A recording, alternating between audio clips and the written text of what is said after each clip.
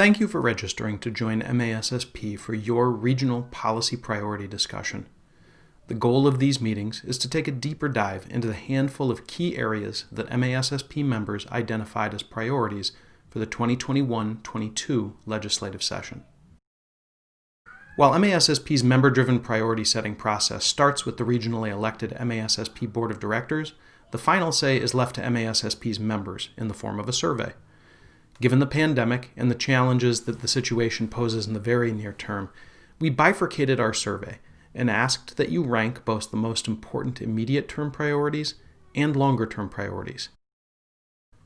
What you told us about the immediate-term priorities were that Michigan's state assessment and educator evaluation laws need to be waived, in whole or in part, for this school year, and that mental health funding was an urgent need. For longer-term priorities, MASSP members would like to see increased financial support for K-12 schools, some permanent changes to the educator evaluation process, and a focus on mental health supports. We also gave members a chance to recommend priorities that were not included on our initial list, and we reviewed all 91 responses, but there weren't any clear trends or overarching themes. The survey results pointed us pretty clearly to 3 short and 3 long-term priorities.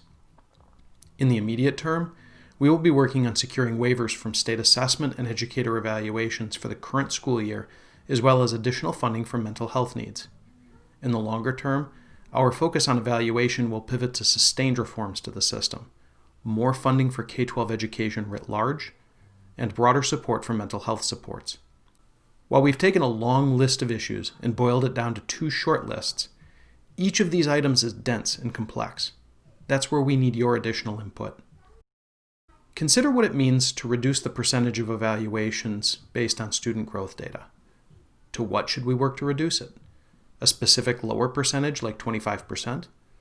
To an unspecified amount, leaving it to district discretion? Or should the requirement to use student growth data be eliminated completely? Similarly, there are many possible pathways to address principals' evaluation workload burden. Should we consider allowing districts to use short-form, focused evaluations for their effective teachers?